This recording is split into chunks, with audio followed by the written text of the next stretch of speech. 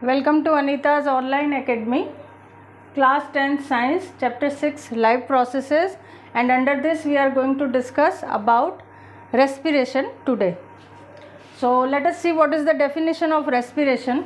Respiration is the process by which living organisms or living beings produce energy from digested food.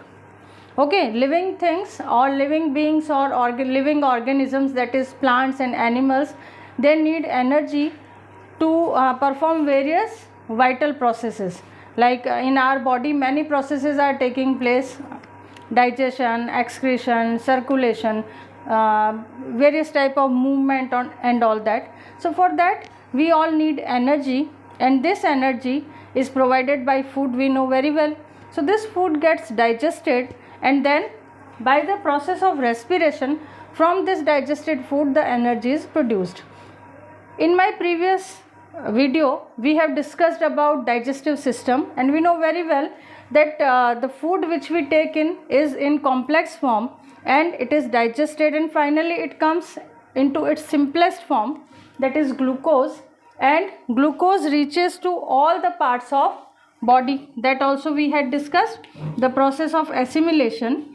By the process of assimilation, glucose reaches to each and every cell of body. Now in this glucose burns in presence of oxygen, which we get from our respiratory system. So it burns in presence of oxygen, and it burns in presence of oxygen does not mean that there is some fire produced in our body. It is not so. It burns in presence of oxygen means it reacts with oxygen and oxidation takes place. Okay. So glucose burns in presence of oxygen to produce, this is oxygen, to produce carbon dioxide gas, water, carbon dioxide gas, water and energy. Okay. So this way the energy is produced by respiratory system. Now the question arises that this energy which is produced, in which form it is used, in which form it is stored. Let us see all that.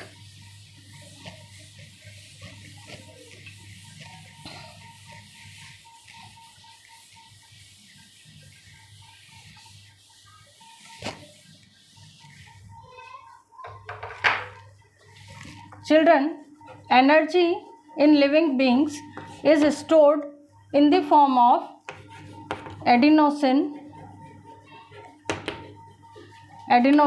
triphosphate. This is the name of a substance, okay, in the form of which the energy is stored in our body. This can be called as ATP. In short, we can call ATP. A means adenosine, T means tri, and P means phosphate. So this is a substance, this is a chemical substance in which there is one molecule, in which there is one substance adenosine, and with adenosine 3 phosphate groups are attached. Okay, 1, 2 and third one I write like this. So what does it show? That this bond, this one between first and second phosphate group is weak, but that third one, the bond between first and second phosphate group is strong, whereas the bond between second and third is weaker, so it can break down easily. So children, I have told you that glucose goes to each and every cell. In cell, various cell organelles are there, which about you may be having some idea. In our cell, one of the cell organelle known as mitochondria. In mitochondria, this process takes place, that is glucose burns in presence of oxygen, and this energy is released and energy is stored in the form of ATP. So this energy remains stored in mitochondria. That's why mitochondria is known as the powerhouse of the cell. Why is it powerhouse of cell? Because it provides energy to cell to perform various activities. Got it? So this adenosine triphosphate is stored in cell organelle mitochondria, and because it is stored in mitochondria, that's why it is called the powerhouse of the cell. So children, whenever energy is required, what happens? This bond between second and third phosphorus, this bond breaks down. So when this bond breaks down, then what happens? Okay, I show it this way only. This breaks down and we get, this was ATP. What is this? ATP. Now we get I will write it this way so that you can understand. Adenosine PP, and this third has already broken down, so this will be written as IP. IP means inorganic phosphorus, or inorganic phosphorus means it is released from here. So now it is in the form of inorganic phosphorus. So now this has remained as adenosine diphosphate only, because this group has broken down and inorganic phosphorus is released, and with that energy is also released. So now ADP is formed, and what has happened? Energy is released. So this way, whenever energy is required, adenosine triphosphate molecule breaks down to give adenosine diphosphate and inorganic phosphorus, and energy is released. So we have discussed till now that respiration is the process by which living beings produce energy from the digested food. And how is this energy produced? By breaking down of glucose, or we can say by burning of glucose in presence of oxygen to produce carbon dioxide, water and energy. This energy is produced and stored inside mitochondria. That's why mitochondria is known as powerhouse of the cell. Okay. After that, we discussed that in what form the energy is stored. The energy which is produced is used by living organism to perform various vital activities. But the energy which is left behind, that energy is stored in the form of adenosine triphosphate in mitochondria. Now, whenever energy is required, which process does ATP undergo? That it breaks down its last phosphate group. As a result, adenosine diphosphate is formed, inorganic phosphorus is formed, and energy is released. I hope this much is clear to you. Now we come to types of respiration. Just now I have told you that glucose burns in presence of oxygen, but not necessary that always it happens in case of all the organisms. Some organisms respire even in absence of oxygen. So on the basis of that, whether respiration is taking place in presence or absence of oxygen, the respiration is of two types: aerobic respiration and anaerobic respiration.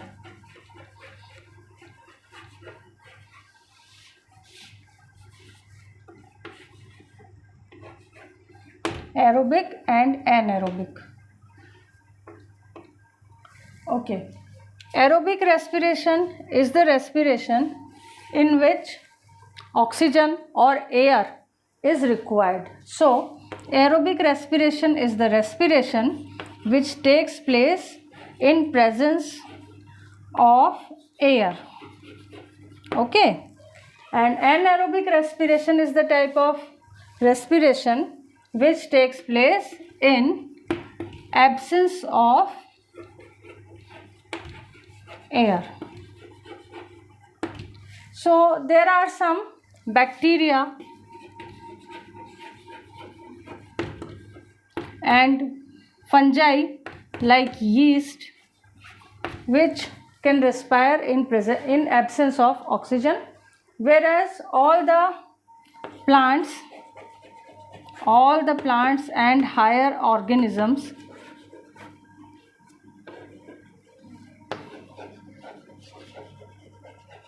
respire in presence of oxygen, so it is called aerobic respiration. In case of aerobic respiration, what happens? The glucose completely breaks down into carbon dioxide and water. Glucose completely breaks down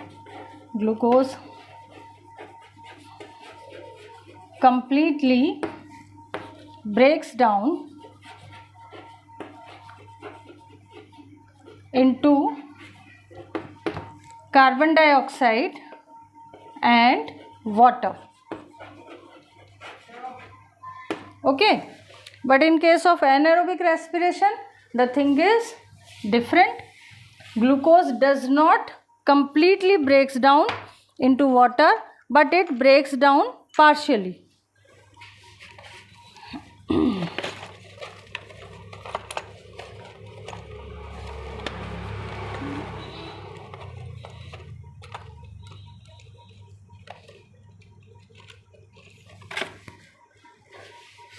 Glucose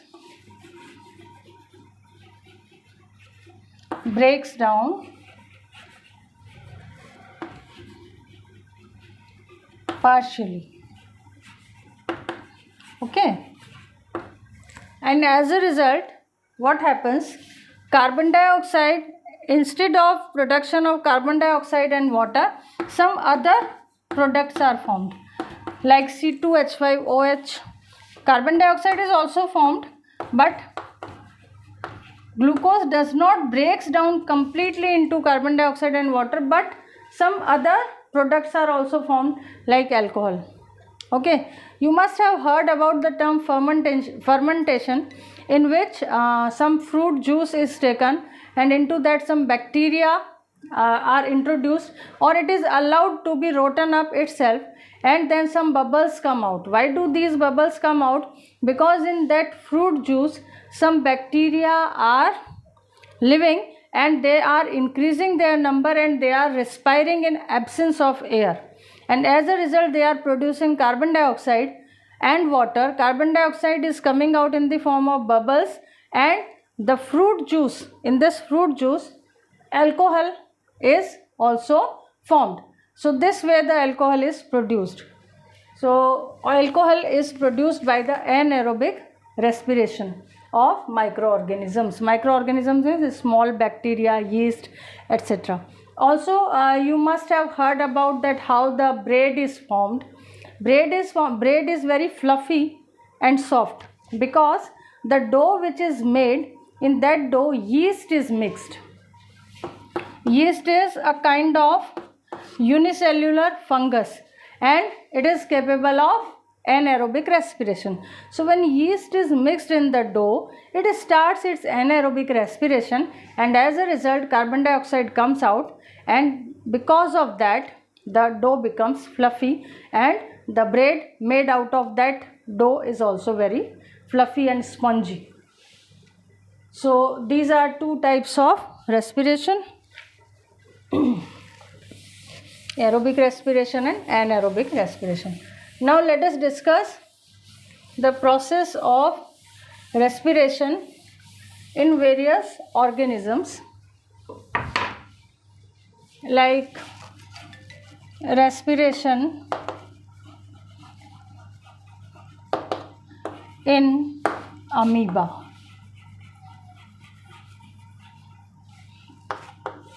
Children, amoeba is a unicellular aquatic animal. You know about it. This is unicellular aquatic animal. Yes, it is animal. It is the lowermost animal, we can say, and less developed animal. It is made up of one cell only, and this cell has nucleus and all the other cell organelles into it. and it has irregular shape. It does not have any shape and it is transparent in color. Okay, so this amoeba, how does it respire? As I have written here, it is an aquatic animal. That means it lives in water. So the water in which amoeba lives, this water has dissolved oxygen into it. So water can enter into its body from all the parts. Okay, so when water enters the body,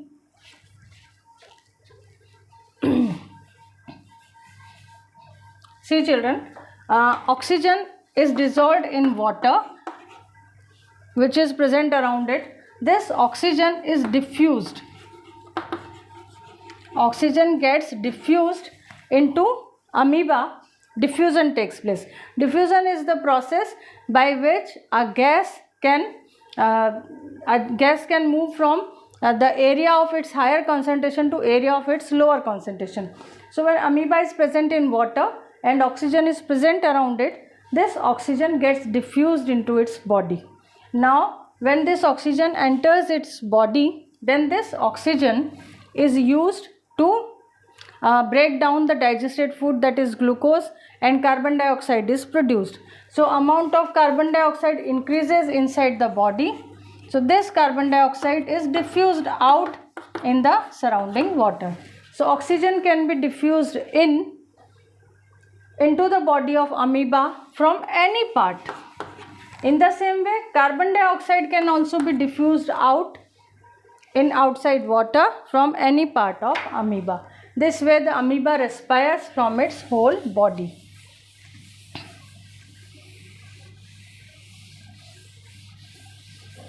In the same way, Hydra.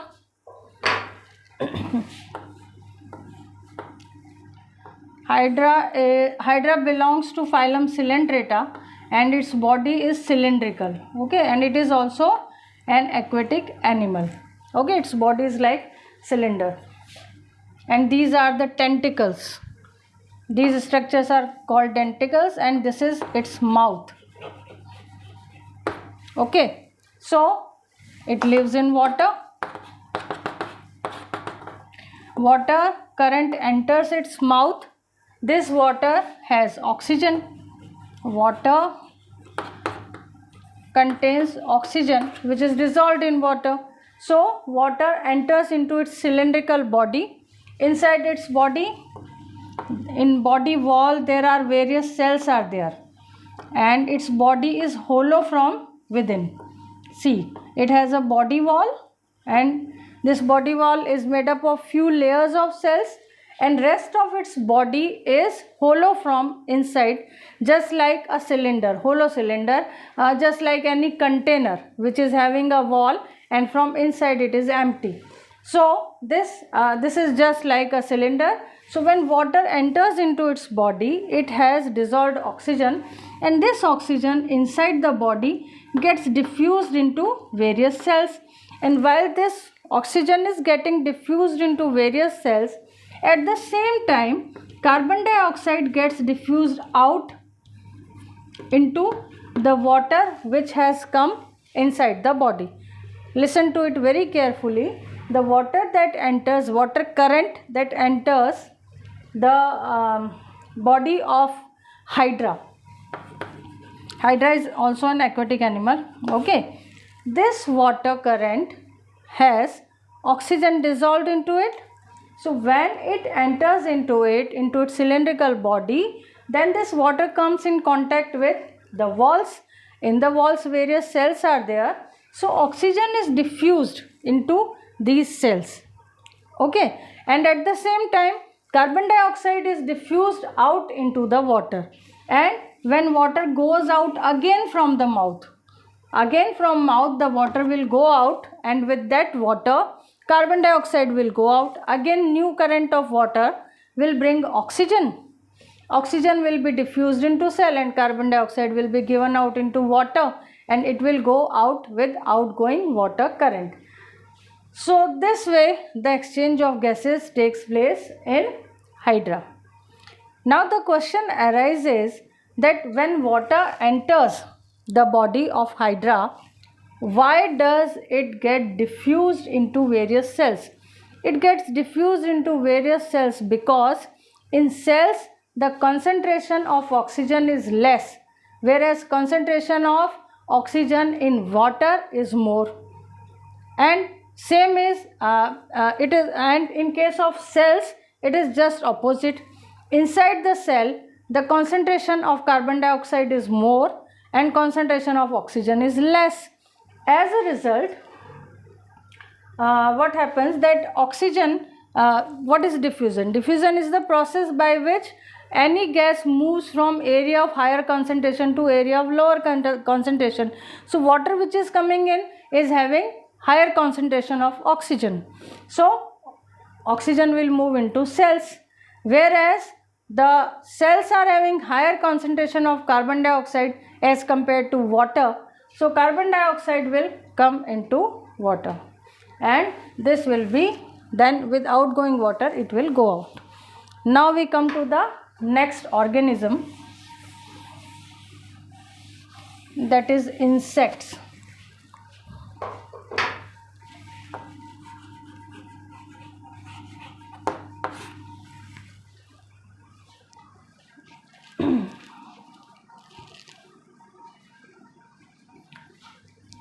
Children, insects you know very well, like cockroach, grasshopper,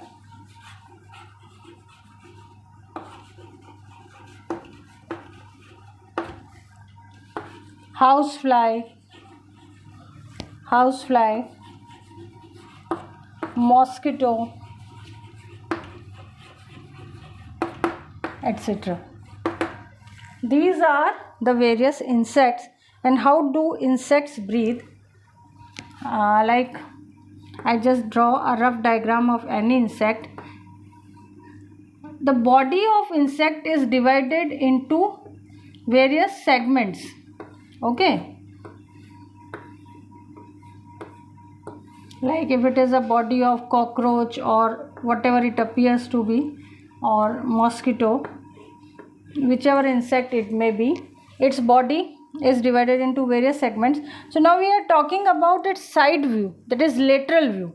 So on these sides there are small pores on both the sides. Now try to understand what are the sides. Suppose this is the duster, okay, and this duster is lying like this, inverted position. Then this is its dorsal side, this is ventral side, and these both sides are called lateral sides. Like I am standing in front of you,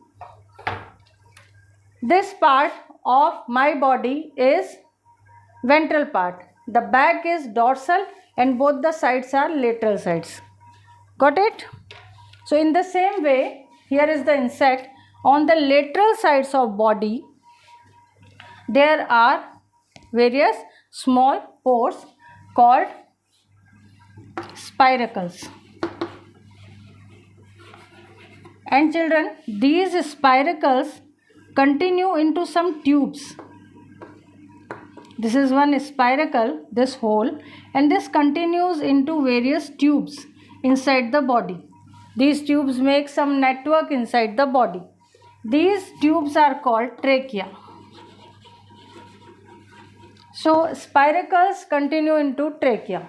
And one more interesting fact, in case of insects, the circulatory system does not have any vessels. Means the blood, and it also does not have hemoglobin, so its blood does not have any color. So in case of insects, the blood flows freely. In case of insects, the blood flows freely inside the body, no blood vessels are there. So when air enters into spiracles, it goes to trachea, and then from trachea it directly gets mixed into the blood, and with blood it reaches to all the parts of body. Got it? And then again in this blood carbon dioxide is mixed, and this carbon dioxide from these trachea takes the opposite path and goes out from the spiracles. In this way, the respiration takes place in case of insects. Now let us talk about the fish.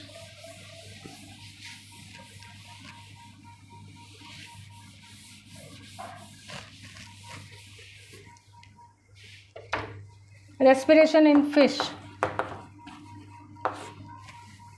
Okay.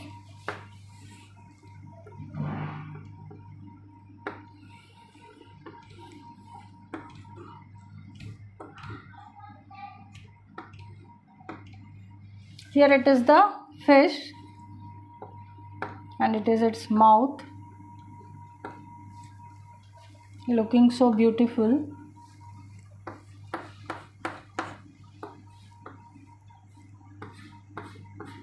Okay, so children, here just near the eyes you can see this type of structure, some loose kind of structure. Actually here the skin which appears to be loose, behind that skin there are gills. Here the gills are present. Below this cover of loose skin, you can see the loose skin. Below the cover of this loose skin, actually gills are present. Now what are gills? Children, gills are nothing but, we can say, this is an organization of small, thin blood capillaries. Many blood capillaries are arranged this way and the gill is formed. Okay, so when water current enters into the gills, and gills are having many we can say dense network of blood capillaries. Dense network of blood capillaries, and capillaries I have told you already that they are very, very thin walled blood vessels. Very, very thin walled blood vessels means their walls of blood capillaries are made up of single cell layer. So they are very thin. So inside the gills there are many blood capillaries. So when water current enters the mouth,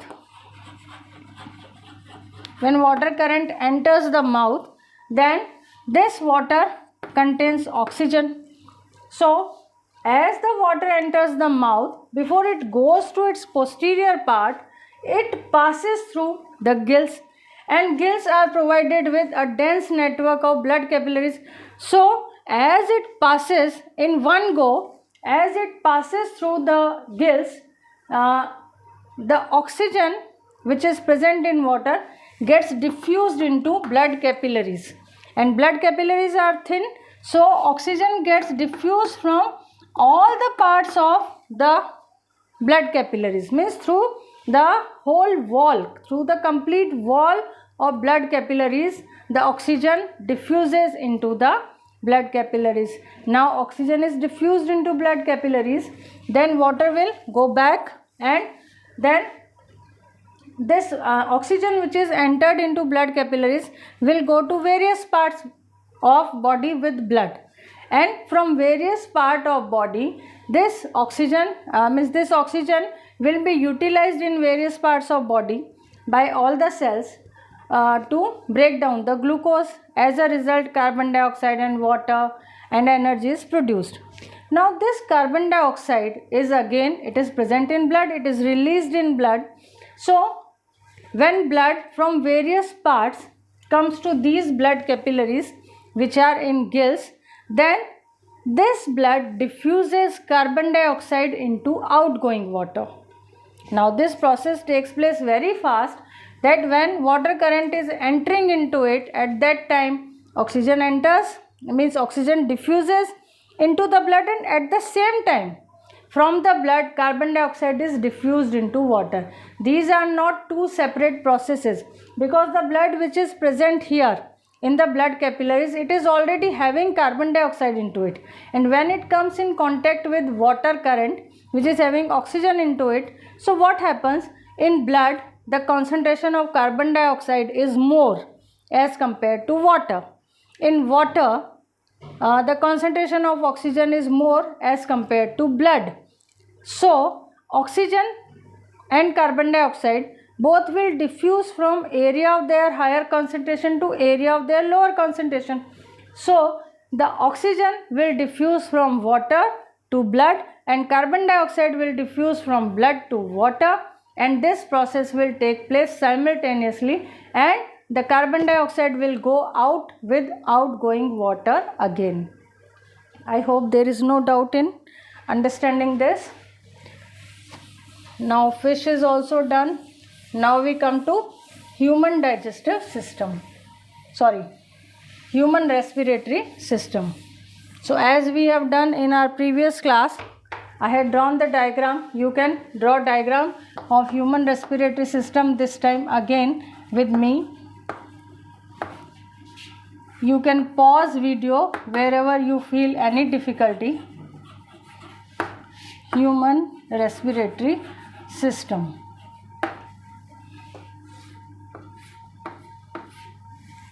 So first of all, you have to draw a human face like this.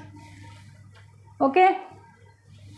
Now this tube, we have to draw these tubes. Okay. Then this is pharynx, and from here now we will talk about what? Respiratory system. So this tube will come up to just a little beyond your neck, and after that it will divide into two parts. And then here there are lungs.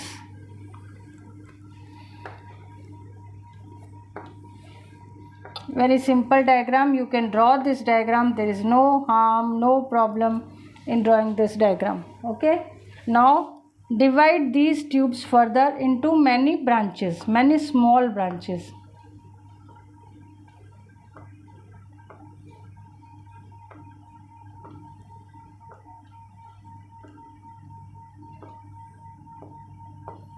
As many branches as you can, you have to make out of these tubes.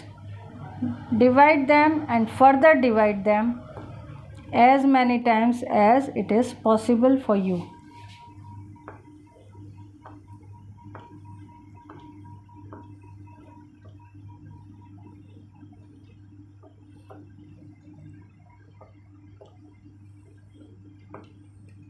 And then draw such balloon type of structure at the end of each tube, which will indicate that now this tube has ended here.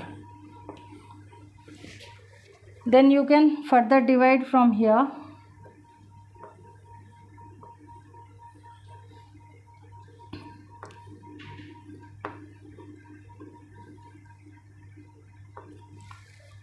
And in this side we will not draw all these structure. It is understood that in this side also this type of structures are there, but from outside it looks like this, so we are drawing this much only. Now let us label it, but before that you have to do something here.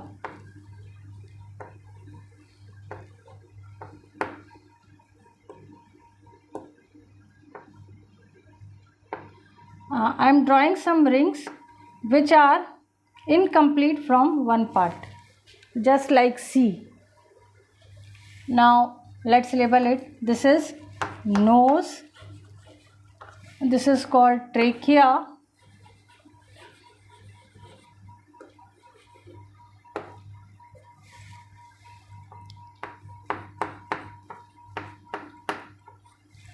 these are called bronchi,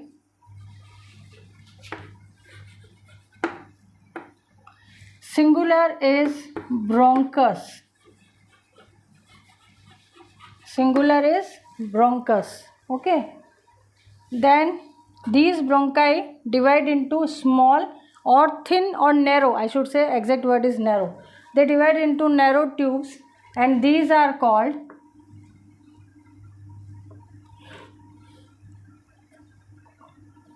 these thin tubes, they are called respiratory tubules.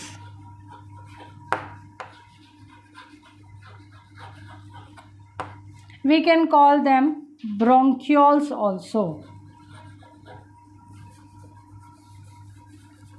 Respiratory tubes can be called bronchioles.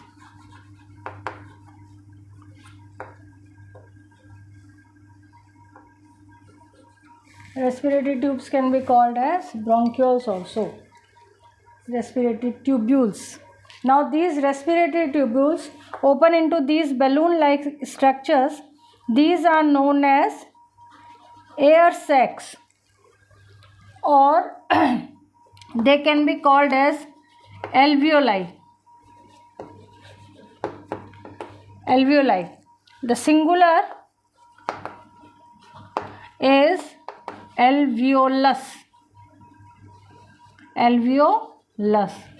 And as I had told you earlier, that when you draw a diagram, now these are lungs, let me write that also. So I had told you, when you draw a diagram, here at the bottom you should write that what this figure is showing. So this is human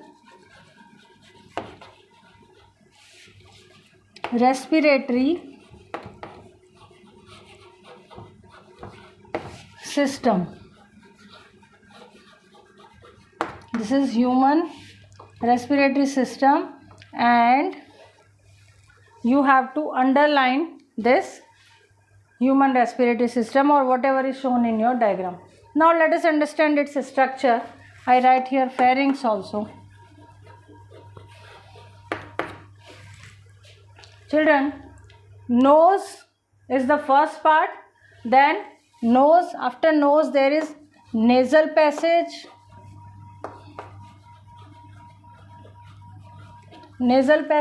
then pharynx, then trachea, then bronchi, then respiratory tubules or bronchioles, and air sacs. Bronchioles and air sacs or alveoli are present inside the lungs, because of which lungs appear spongy, because these air sacs are always filled with air.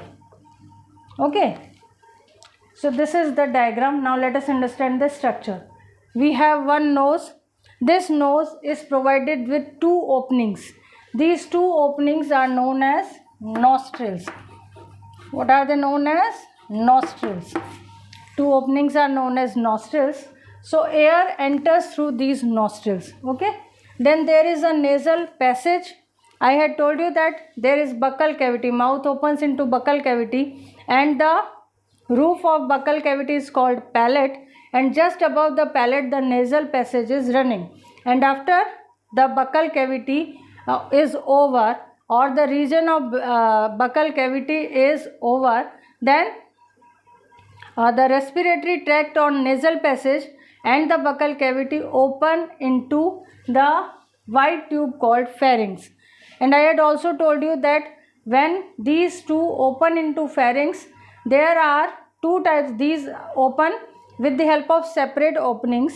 Buccal cavity opens into pharynx by an opening called gullet, and this nasal passage opens into pharynx by another opening called glottis, and glottis is provided with a lid called epiglottis. So whenever we swallow the food, the epiglottis covers the glottis so that the food cannot enter into the respiratory tract or nasal passage. So this pharynx, in case of digestive system, it will continue into esophagus, and in case of respiratory system, again now it is separated. The respiratory tract, pharynx continues into trachea. Trachea runs throughout the length of neck and a little beyond the neck, and after that it divides into two parts called bronchi or bronchioles. Bronchi and singular is bronchus. It divides into two parts called bronchi, and singular is bronchus. Now this trachea, which is present in neck, if you touch the neck, you will find that some hard is present over there. Actually in this pipe some C-shaped rings are there, and these rings are made up of cartilage. So we call these rings as cartilaginous rings. Cartilaginous rings. Now what is cartilage? You know that our body has a framework of bones called skeleton, and skeleton provides makes framework of our body. In the same way, cartilage is another tissue which is though hard but not as hard as bones, but it can give support and shape to a particular part in which this tissue is present. So these are the cartilaginous rings, means the rings, ring-like structure made up of cartilage which provides support to trachea. How do they provide support to trachea? That because of presence of these rings at small gaps, the trachea can never collapse. It will always remain wide open because of cartilaginous rings. Got it? Now this trachea, after passing through neck and a little beyond, will divide into bronchi.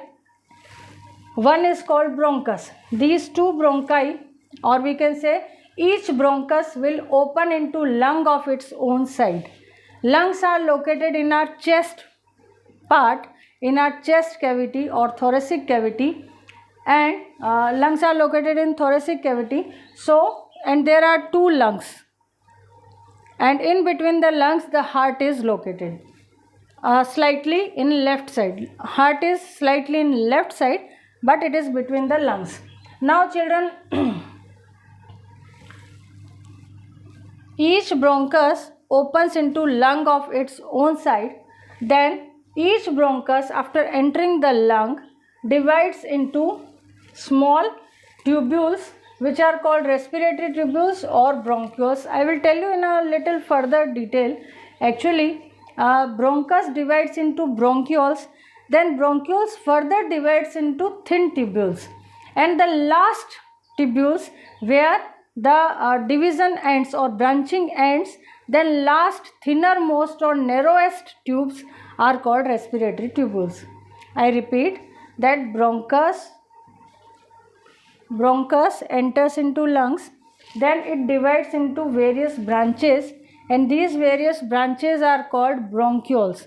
Then these branches further divide into more narrower tubules, and the narrowest tubules inside the lungs are called respiratory tubules, which will not further divide.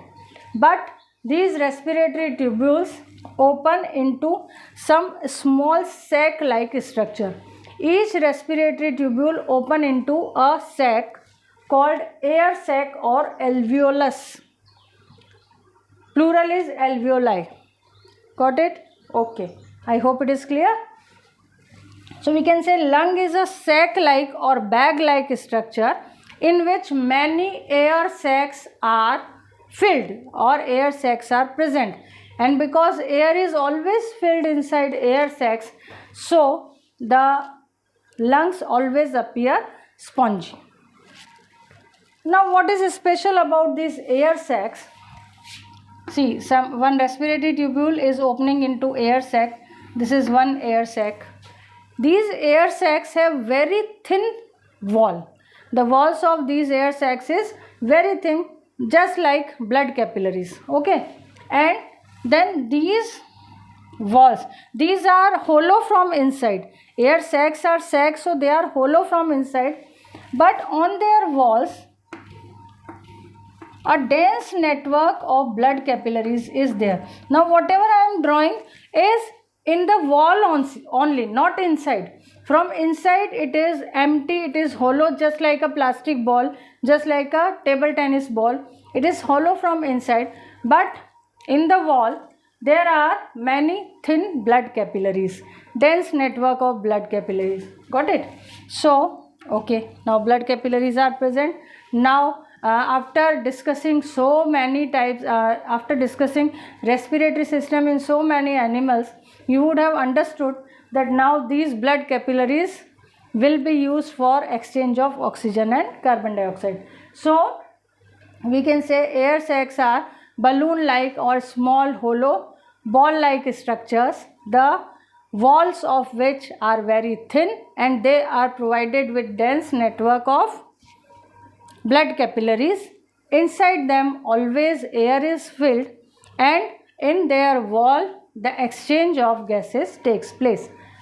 Now this is all about the structure of human respiratory system, and we will discuss the mechanism of this system or working of this system in next video. I hope I have explained well.